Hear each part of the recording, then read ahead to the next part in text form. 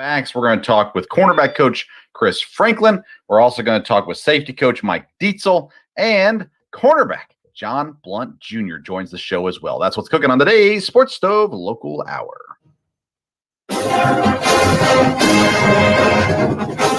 McKinney looks, steps into pocket, throws, open receiver, touchdown! Colonels, we're not done yet! Our identity is we're going to press for 40 minutes, we're going to play up-tempo, we're going to play with unbelievable passion, and then our brand is the most exciting 40 minutes in sports.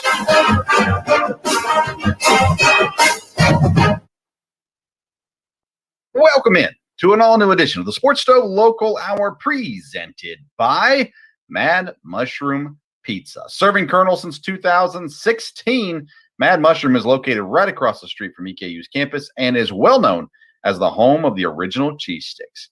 Whenever I visit Mad Mushroom Pizza, I like to go inside, sit down, have a drink. I drink a nice little soda, get some pizza, some cheese sticks. They also serve adult beverages now as well. Next time you're in town, make sure you stop in because I know you're coming to town soon. Football season's right around the corner. So stop into Mad Mushroom. Tell them the Sports Stove sent you. You get $5 off your purchase of $20 or more. Or you can order online, madmushroom.com. Use the code SPORTS5. That's SPORTS and the number 5, SPORTS5. And you can claim that discount of $5 off any order of $20 or more. Mad Mushroom, feed your head. And we at the Sports Stove are feeding your EKU desires. We're giving you the continued breakdown of the EKU football team. There's other stuff going on in the world of EKU sports, volleyball, soccer, specifically often running, and looking forward to exciting times in those seasons as well. But today, our focus is solely on the defensive backfield of EKU. We've got 3 great guests for you. Chris Franklin, the cornerbacks coach, comes on. We had a phenomenal conversation with him. Mike Dietzel, the safety coach, a guy with so much experience. We talked about professional football, what comes after, and what he's seen in his time in the XFL, as well as much more. And then cornerback John Blunt Jr. joins the show. I loved one thing. You'll hear it, but I asked him a question, and he said, "You'll see." So there we go. So they kind of get you ready for what's ahead with the interview with John Blunt Jr. Had a great time with him as well. Excited about these interviews, and so I want to go ahead and get you right into them. Our first interview is going to be with cornerback coach Chris Franklin, the Western Kentucky alum. He talks about what he's brought with him as a player, now coach, and the guys in his room as well. Here's the interview with Coach Franklin. We are joined now by EKU's cornerback coach, Chris Franklin. Coach, thanks for being with us. Sure appreciate it. No problem. No problem. Thank you for having me. Yes, sir. Now, you've been around the room a little bit, right? You were in the safeties. You're at cornerbacks now. And is there that big of a difference between the two rooms? It just depends on, when we're talking about the skill sets. Safeties, they got to be able to fit the box, and they got to be able to also play the pass. And man coverage and cover the deep middle. But then when you look at corners, it's more their skill set is just more just basically their man and being able to be able to transition in and out of breaks and those sort of things. They're not really present in the run game as much. So it's not, like I said, it's not a big difference. But individually, when you start training those guys, it's hard if you got one coach coaching both corners and safeties because you got to develop them differently. So yeah, it could be a little challenge if you just got one DB coach there. Do you like playing better or coaching better? I gotta be. I obviously, us coaches, we get into this thing because we still got that itch. I love playing. Love playing the game. And when I couldn't play no more, when life told me, hey, sit your old butt down, I had to figure out how I was going to get my itch, how I was going to get that fix. And so I had to get into coaching. Do you have times where you sit there and tell the old war stories to the guys? Oh, yeah, you got to. Because here's the thing. They always think, oh, coach, you wasn't this, you wasn't that, or you can't hold me, coach. So you got to tell them, hey, man, I used to do this thing too now. Yeah. Now, this year you lost an All-American, ASUN Defensive Player of the Year as he transferred out, but that's pretty normal nowadays where there's constant movement and stuff like that. You've got John. We'll talk to John here in a little bit as well. He returns and has been a big piece, especially last year on this team. You kind of got both you and the safeties. There's a lot of new faces. Oh yeah.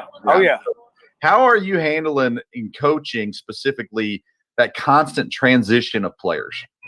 Well, here's the thing with that. You've got to establish a base, and once you establish that foundation for the guys that's already here, it makes it easier for guys transitioning in, and so the guys that are just like you talk about John and Josh Hayes, who's been here for a while now, they can help you ease those new guys in and get them up to speed on how we do things around here.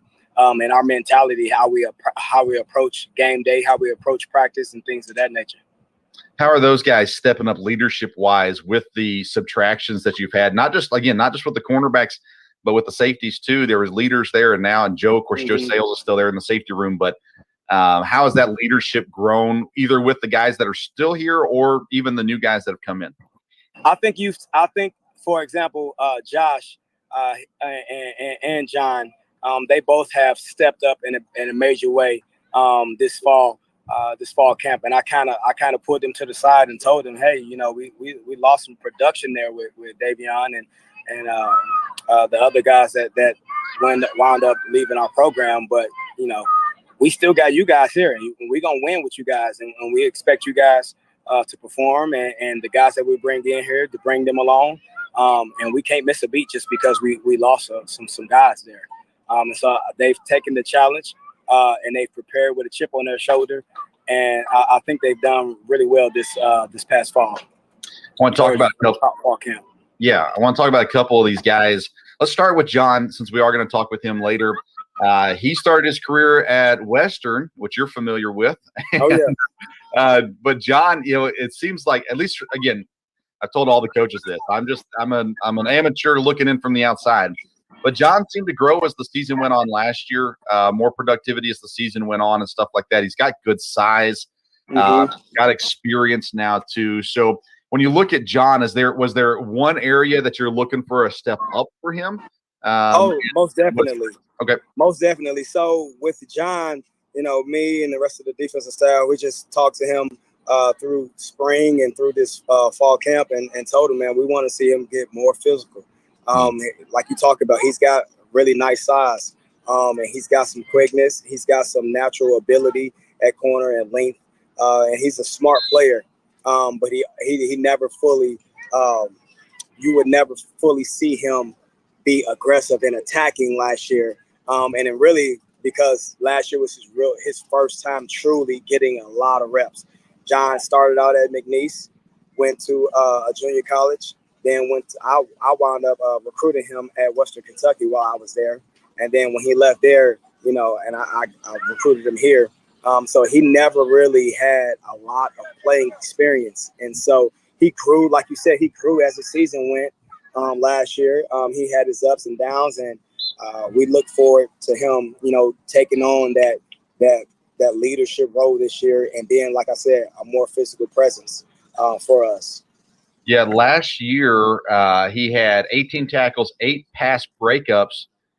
Will that physicality lead to turnovers, interceptions, things like that? Oh, yes, most definitely. And tackles for loss, because he missed a couple of those. And, it was a matter of fixing his technique and how he approaches tackles and open space. And so him being more physical, being more aggressive on ball carriers is definitely going to lead to more takeaways. And more interceptions to come his way as well.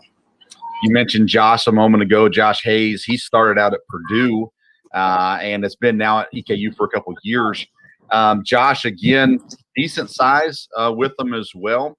He's been around a lot of teaching throughout his college career as well. So Josh is that I don't know a better way to say it. He's the old man Yeah, he's Old Man Rivers. That's what we call him. I call him Old Man Rivers. I kid with Josh all the time. Josh has been through a lot with injuries and battling each season, trying to battle for a starting job and battling injuries as well. And so, but Josh brings, like you said, a lot of knowledge and a lot of wisdom because he's had multiple coaches throughout his career. You have a transfer this year from Georgia Southern that is expected to see time. Deonta Membry, make sure I say that correctly. Yeah. He comes over from Georgia Southern. He's got a lot of experience under his belt, playing, and it looks like about 30 games there at Georgia Southern. And I've talked about this with the D-line coach. I've talked about it with the linebackers coaches. That experience, when you add experience, especially when you lose so many pieces in the defensive backfield, that's got to be kind of a breath of fresh air, so to say. Oh yeah, most definitely. And that was our whole goal this offseason, is to try to find, with the loss of Ross, trying to find somebody who could come in and not just be an added piece, but someone with some experience, somebody who has that game experience, because there's nothing like the game experience. You can be a very talented player, but it's not when those bombs start going over your head, and you got to be able to bounce back, and you got to be able to take the good with the bad, and that experience helps you. So we're excited to see what he's going to do for us this season. He's a little shorter compared to some of the other guys. He's listed as 5'9". So there's some things you just can't teach or just can't coach. So size is one of those things. You can't control how tall they are. Yeah. But how much of his game is instinctual? I think that, you mentioned his size, and we just had our scrimmage on Saturday, and that was one of the first things that myself and Coach Willis pointed out, was that, he's small, but he's definitely throwing his body around in there when he's into the boundary. He's triggering in the run game instinctively, and he has some really good transitions, so he's able to, sometimes beat the ball to the man, and he's able to beat blockers just with speed. So if he can utilize all his tools, God-given tools, I think he'll be just fine. Yeah, there's been a lot of really good 5'9" cornerbacks throughout history. Let's talk about Matthew Valentine. He's not short. He's 6'3", listed as 6'3", at least 205. He's also was at the College of the Canyons for the last 3 years. So he comes over there as well. He gives you a different dynamic than what Membry brings you. Yeah. What do you like out of him? What have you seen out of him since he's been on campus? Well, Matt, man, that's a big, tall glass of water right there. It's what you want him to look like. He's the biggest corner in our room, and he's a raw athletic talent. Now, he hasn't had a whole lot of game experience as far as college. I mean, he has junior college experience, but not regular, FCS or Division I experience. So he comes to us, like I said, as a big raw athlete, a worker clay, who that I'm ready to mold, and he's done a really good job this summer camp, just coming in, adapting, and learning really and truly how to play the position with his size. So I'm looking, I'm very excited about him. Last year we had Roy Baker was a big corner for us, and so we got another big corner with Matt, and hopefully he can, do the things that I know and that I see that he can do for us. Do you like that raw talent? Because it seems like the raw talent is what coaches like, because then they can kind of mold and shape and teach. Maybe they don't have as many bad habits as some of the guys who are. Most definitely. Most definitely, and when we talk about that, that's what Davion was like, for us, because he was just a true athlete. He wasn't a real corner. We moved him over from receiver, and I got to put my hands on him and kind of mold him and teach him some things, and you see where how he took the teaching last season and what he done with it, and so that's the thing, like with those big athletic guys who just are clay. You can do what you want to do with them, and you can make them how you want them to make. And like I said, I'm excited. I'm excited to work with Matt. Yeah, we talked with Davion a couple times last year, and talked about that transitioning. He said at first he wasn't happy about the move to cornerback, but I mean, now he told me, yeah, this is the best thing that's happened to me. I mean, Oh yeah. it was the right fit. Oh yeah, I told him. I said, "Hey man, sometimes us coaches know what we talking about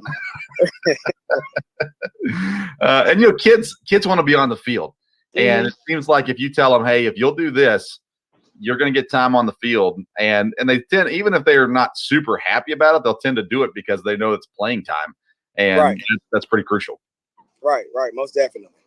Now, did Matt, was he always a cornerback? Was he always a defensive back? Yeah. So when he was in high school, he played a little bit of quarterback, and then he played some safety as well. And then while he was at College of the Canyons, he did both corner and safety. A lot of the people that was recruiting him wanted him to play safety, but I just, I saw that size, and I just got to thinking, man, you can't. There's no substitute for that out there on the edge as a corner, and if I can get him to, do the things that he needs to do to be an elite corner, man, I think he could be that. So, yeah. Is there a big difference between covering outside versus the slot? Oh yeah, and I would argue that it's just it may be harder covering in the slot, because you have quicker, smaller guys that's going to, they're speedsters. But then on the other hand, you look on the outside. The whole thing about covering on the outside is that you're outside by yourself. You're out there on that island, and you're at any given moment you're gonna get exposed. Even if it's cover two and the receiver's running down the field, everybody in the stands, all they say is you chasing the receiver down. So they say, the corner must have got beat, even though that was not your responsibility. Yeah. So it's difficult. It comes, playing corner. You got to have a different mindset. And I played it. And that it helps me be able to relate to them, but yeah, man, it's differences.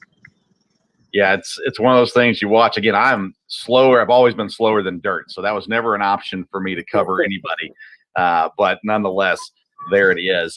Do you guys? I think I know the answer to this, but do you guys stick guys on the side? So you have a guy that plays on the right side pretty much all the time, a guy that plays on the left side all the time, or do you like the matchup? Nah, so generally, I let those guys play right and left. Wherever the ball, we don't do boundary. We don't do field and boundary corner.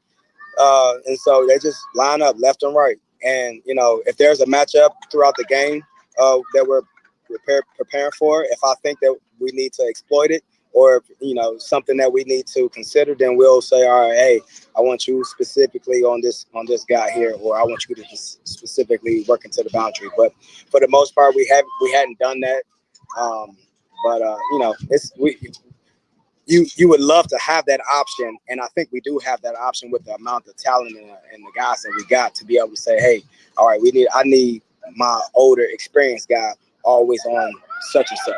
So yeah, that's what we have. Second year in the ASUN, is there a team on the schedule that you're looking at and you just like scheming against, you like preparing for, and you're really excited for the team to play this year? Okay, so if I had to pick one team, I'm gonna say Central Arkansas, just because we've had so many battles with them. We had played them twice in 1 year, and then last year we went down, and that's become a small rivalry for us.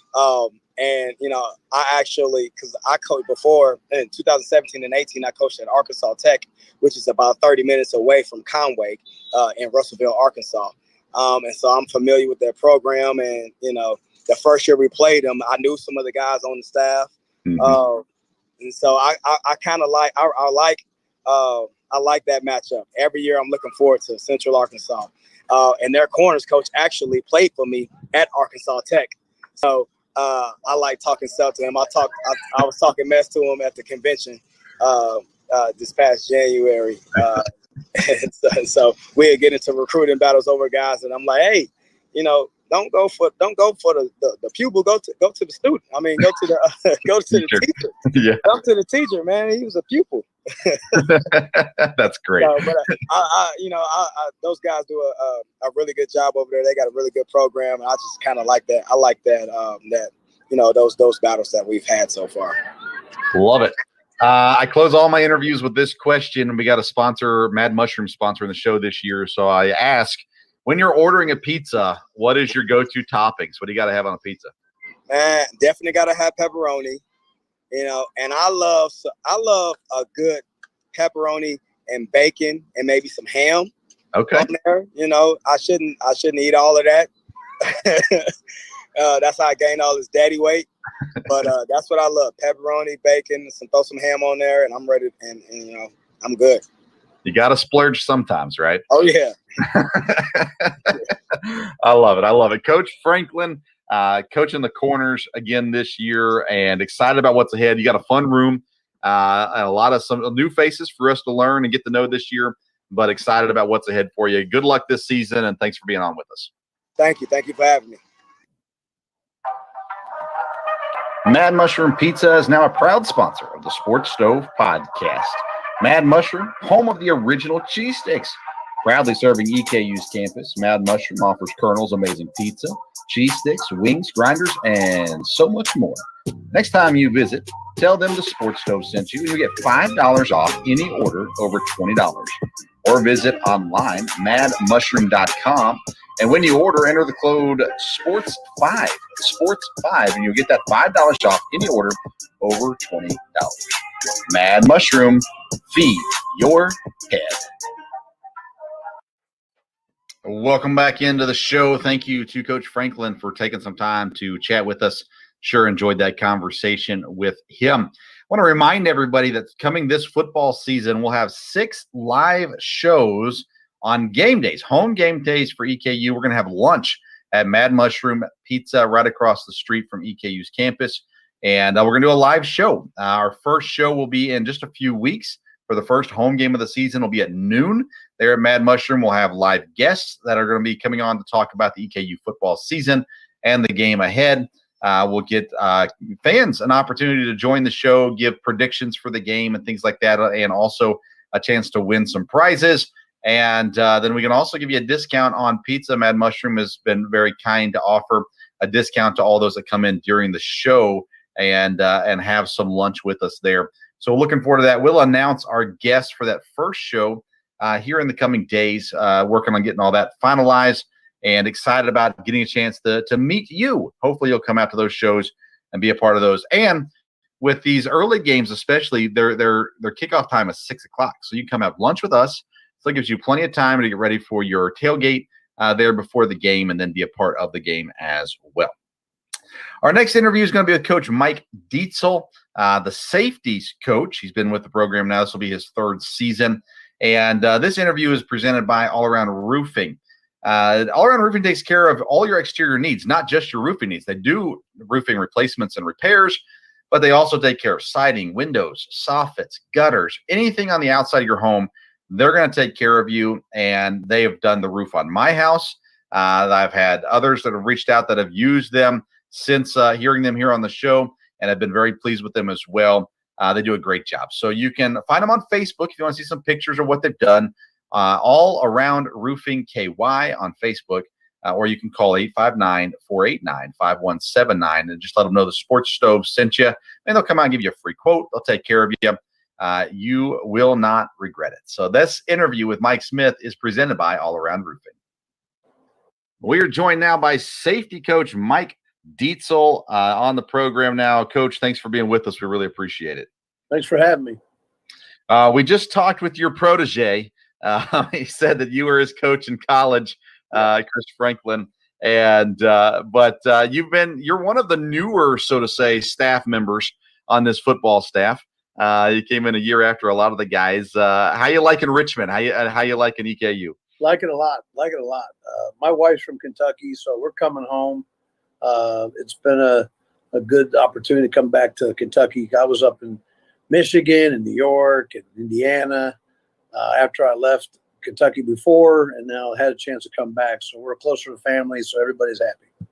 You've been around, needless to say. You've been around around football for a really, really long time, and that's great. You've coached offense and defense throughout your career. Is there one that you just really like a lot more than the other, or is it just depending on the players and all that kind of stuff? No, I'm a defensive guy. The majority of my experience has been on defense. I did have the opportunity to coach on offense early in my career, and then also I was part of the triple option offense, and that's kind of what suited me for offense because I had experience in that offense. Mm. So then when a job opened up at Army coaching the triple option, I had done that before at Colorado, so that's where that all started. But then once Army, I got back on defense and had been on defense pretty much my whole career. You played linebacker, is that correct? No, I was a DB. DB, okay. So there you go. That makes a lot of sense then. You are returning a leader of the defense in Joseph Sales this year. One of the few familiar faces in the defensive backfield this season. Joe got hurt in the spring. I know when I last talked to him, he was about 2 weeks away from being full go, and that was, I think, media day or somewhere around there. So how's Joe doing, and what do you like about Sales being a big part of your defensive backfield? Well, Joe's doing great, and physically he's right back to where he needs to be right now, and ready to compete at a high level. He's been practicing with us and has been explosive. He's got no issues with that injury from the spring, and so he's full throttle right now and doing really well. What I like about him more than anything, he's got great energy. He plays with a great passion, and he flies around and makes a lot of plays. I mean, he's a sellout type of guy that just flies around and does a great job of, attacking the football at a high level. And with his experience, he makes other guys better around him because he knows the defense. He's been in the system now for 3 years, and he knows calls and he knows how to get guys in position, including the other safety, the other corner, as well as the outside and inside backer, which is all critical that we're all playing the same thing and the same coverage technique. And he can get those guys in position and let them know exactly what to do. And then also, because he's played a lot, he can alert them to things based on formation. Hey, watch this route, watch that route. They're going to come to this. And he can make that stuff with just 1 or 2 words and give guys kind of a heads up what to expect, which is really huge. Last year, he was tied for the lead on the team with interceptions as well. So he's a playmaker at the same time as a leader and everything else with them. Have you seen from him a fire? Is there a certain goal that he has in mind for this year? Last year tied with Davion. I'm sure there's a little bit of a burn there to try to be the leader in interceptions this year. Well, I'm sure he has that goal to as many interceptions as he can. I mean, he puts himself in a lot of positions to do that, and so that's the first part. And then once you get there, finish in the play. But I'm sure he's got a high goal, and I don't know if he has a certain number in mind or anything like that, but I know he's got a high goal of making a lot of plays for us and trying to be a team leader in terms of interceptions one way or the other. And, of course, at safety, we talked about this with Coach Franklin a little bit, but safety, you've got multiple responsibilities, right? You've got pass coverage, you've got step up and stop the run. You got sometimes blitzing, different things that go on with it. It's kind of a wide gamut of responsibilities at that position. It is, and I think that's what makes it fun because, you could be blitzing on a pass rush, you could be blitzing in a run, you could be playing outside coverage, you play man-to-man coverage, you play deep coverage, you have run fits interiorly as well. So it's really a fun position to play because you're really in the mix of everything, and you're not isolated to just playing out on number one every time and all that kind of stuff. You may be playing on a tight end, you might be playing on the inside receiver, you may be playing on an outside receiver at times. It just depends on the call, but you really got to have a lot of versatility. And the guys that we can utilize our safeties that are well-rounded guys. We can work with disguises and do a lot of stuff there to accent our defense and build numbers to the box, which hopefully you're trying to outnumber opponents in some of those run situations. Nick Cheely's been around for a couple of years. This will be his 4th year in the program. He's a redshirt sophomore, I believe, this year. He's played in several games, 19 games over the last 2 seasons. He's got a couple starts in there as well, and he has some production in there too. So you look at Nick, what does he bring to this safety group? Well, you just mentioned he's got experience, and I think one of the key things too, and a lot of young guys can learn from this. he's earned his stripes on special teams.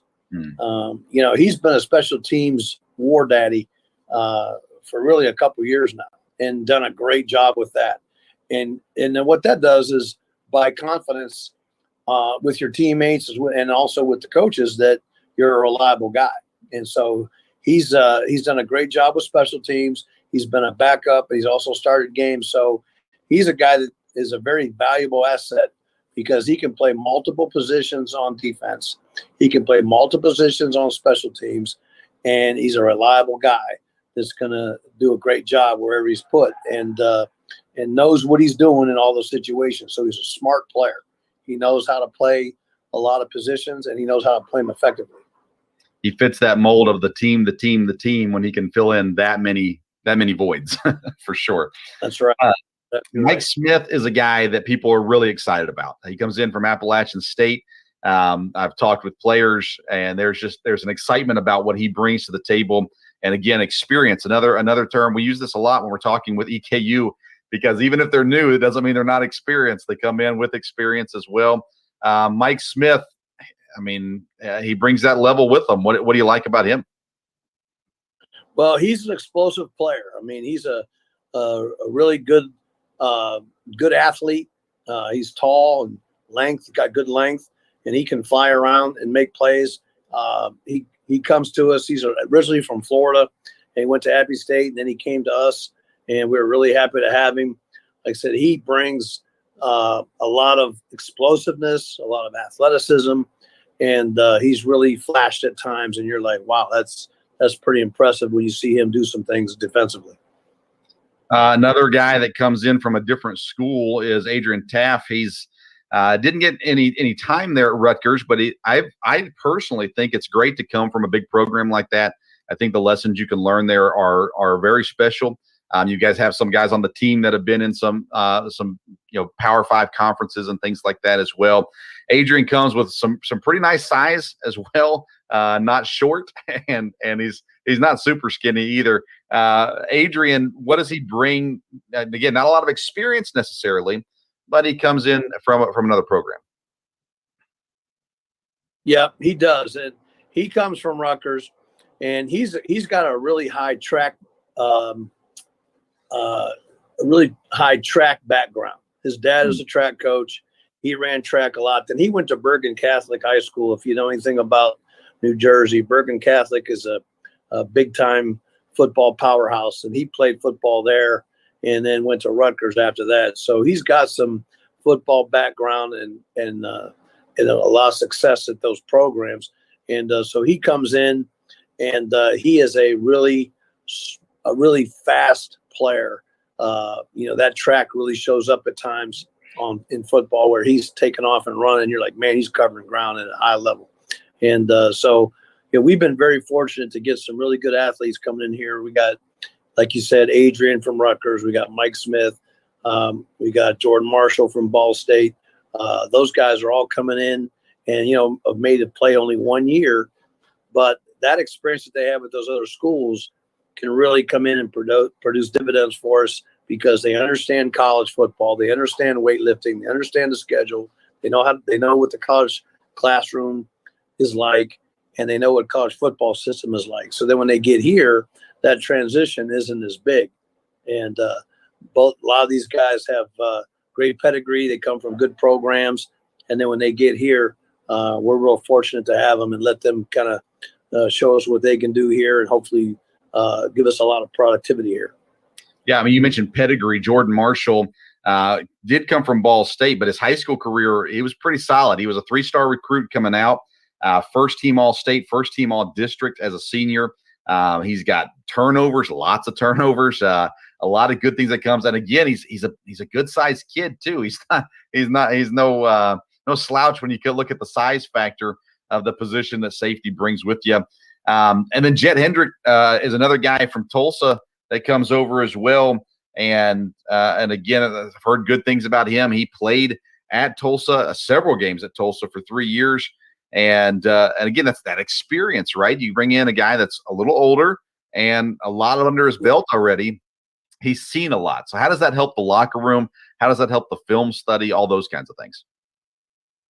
Yeah, and both those guys you just mentioned, we really are really excited about. I mean, Jordan I knew in high school, and when I was at Ball State, we were part of that recruiting process. So I was very familiar with him and knew about him and was recruiting him when I was at Ball State. But then he had the opportunity to come here, so that worked out real well. And we were very familiar with him just from his high school background. Now Jet came to us from Tulsa, and his dad's a coach, so he's got a lot of background too, just from playing for his dad in high school, and then understanding what that's all about. His mom was also a coach at the high school level. She was coaching volleyball and stuff like that. So, and I think maybe track too. So, he understands what a coach's son is all about and what it takes. And then he's a grad transfer, so he brings another sense of maturity to us, and we're excited about him too. I know you've got a meeting to get to, so I got 2 more questions for you. The first one is Okay. you have some experience in the XFL as a defensive coordinator and working with the defense there. You look at these kids that are looking to get to that next level, looking to get to the professional at some way or another. Does your time at the XFL help share with them, hey guys, there are opportunities, even if you don't get drafted, even if you don't get to the NFL, there's opportunities out there that are actually really good opportunities for you? Yeah, especially now, because now there's more than one. There's about 3 leagues now they can get into: the USFL, the XFL, the NFL. So yeah, and when I was in the XFL, most of the guys, every guy I think I had 8 DBs. Every one of them had been in a camp in the NFL. So then we took them based on their free agency or draft status or whatever to go to the XFL, play for us. And then of those 8 that I had, 6 of them went back to get on NFL rosters for the next season. Now that was a long time ago, but the point is that all you need is an opportunity to get seen and get film on you and give you a chance to go ahead and compete at a higher level and then see how that goes. But there's a lot of guys that I had coached in the XFL that ended up playing in the NFL a couple of years after that. Lots of opportunities right now. Last question for you, Coach, so we can get you to your meeting on time. Just tell them Vince said it was okay if they give you any beef. But one of our sponsors is Mad Mushroom Pizza. So we ask everybody that comes on, if you're ordering a pizza, what's your go-to toppings? What do you got to have on a pizza? I'm a big pepperoni guy. I like pepperoni and green peppers. Pepperoni and green peppers. I like it. That was my college pizza. That's what I went to in college all the time. Yeah. Coach Mike Dietzel, he's with the Safeties again this year. We're looking forward to the year, looking forward to what your group has to bring to this team, to add to this team. It's going to be a great, fun defense to watch.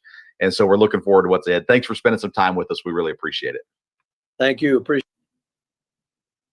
it. Does the exterior of your home need a facelift? All Around Roofing has you covered. All Around Roofing is a locally owned company servicing Madison County and all of Central Kentucky. From roof repairs and replacements to gutters, siding, windows, soffits, chimney flashings, and more. All Around Roofing provides quality work and friendly service that will leave your house looking great. Call today, 859-489-5179 to get a free quote. That's 859-489-5179. We can handle your all-around exterior needs at All Around Roofing. Thank you, Coach Dietzel. Appreciated the time with him. I had a fun conversation before we recorded that interview. We did the Chris Franklin interview right before that one, and just got a good feeling about the relationship that those guys have. Coach Franklin playing for Dietzel at Western, and the good relationship that they have and work together there with those defensive backs as well. All right, it is time for our interview with John Blunt Jr. He's a returning cornerback, played a lot last year, and we talk about some of the heartbreak last year, but also what's ahead. And I'll tell you, this kid is not lacking in confidence in the growth that he has made from last season to this season, and I'm really excited to see how his game grows, especially this season, adding, as Coach Franklin talked about, that size, a little bit of size, but adding that physicality to his game as well. And he's a confident kid, and I think you're going to enjoy this interview. I know I sure did. This interview is presented by IPM Pest and Termite.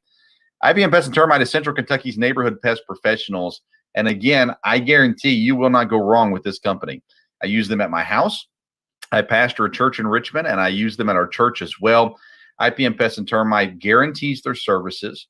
They show up at the time they say they're going to show up. They do give you a little window of when they'll come, but they always show up on time. They have great service. You can go look for yourself at the ratings and reviews from on Google or Yelp or anywhere else of IPM Pest and Termite. But I am someone who can speak personally for the service you're going to get from IPM Pest and Termite. You're going to love it. Find more information online, myipm.com, myipm.com. If you use IPM Pest and Termite, make sure you let them know you heard about them here on the Sports Stove Local Hour, and we would surely appreciate that. But we greatly appreciate the support of IPM Pest and Termite. So as IPM gets rid of pests, John Blunt Jr. tries to be a pest on the field against the opposing wide receivers. Here's the interview with John Blunt Jr. We are joined now by EKU cornerback John Blunt Jr. John, thanks for being with us. We really appreciate it. Yeah, I appreciate you guys for having me here. Yeah, you're one of the holdovers from last year. A lot of new faces in the defensive backfield this year. Last year, you ended the season on Phil Steele's third team All-ASUN with 18 tackles and 8 pass breakups. I asked Coach Franklin about this. That's a great line, by the way. 18 tackles, 8 pass breakups. Are you working on getting some interceptions this year? Is that like a focus point for you, or is it just kind of whatever comes your way? It's kind of like a bad taste on my tongue. It's a focus point, but at the same time, it's not. I'm gonna get it how I need to, but at the same time, I will. Trust me, you got my word. I have a lot of picks. Trust me. Okay, nice. You lost one of your running mates, and Davion Ross. He led the team, tied with Joe Sales last year in interceptions. So it's got to be replaced somewhere for sure. And from what I hear, everything's looking good for you. You're improving off of what you did last year already. And are you feeling more comfortable this year, or has there just been kind of maybe a couple things here and there that you've cleaned up? Yeah, I feel a lot more comfortable. I'm getting more to trying to be more consistent. It's hard to be perfect, but I'm going to try to be this year, because I feel like last year that was my problem, was inconsistency in some things. So I want to be more consistent and make those plays that I know that I can, because they've seen me do it multiple times. Is there a play from last year that sticks in your head, like one that you just can't forget? Indiana State. Yeah. Fourth quarter. That was a tough one, wasn't it? Yeah, that play is actually a play that our offense run, and I've picked it multiple times. So. Exactly. Oh, man, it won't happen no more. Well, and it got better, right? It did get better as the season went on. And there were things that were there. Coach talked about you working on being more physical this year. What goes into that, becoming more physical? It's more. I'm able to, since I'm getting more comfortable, I'm able to play more fast. So now everything is coming more full speed. Last year it was more like a hesitation with some things because I didn't want to guess wrong. You've had the success. You had your freshman year at McNeese State. You had a ton of success at Cisco.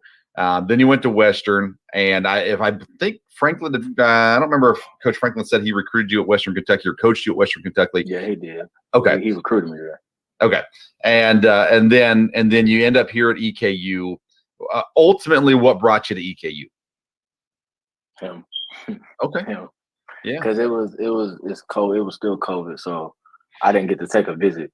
And the way that everything happened, I mean, I didn't really have time for a visit. It was more of like I needed to pick a school, so I had somewhere to go.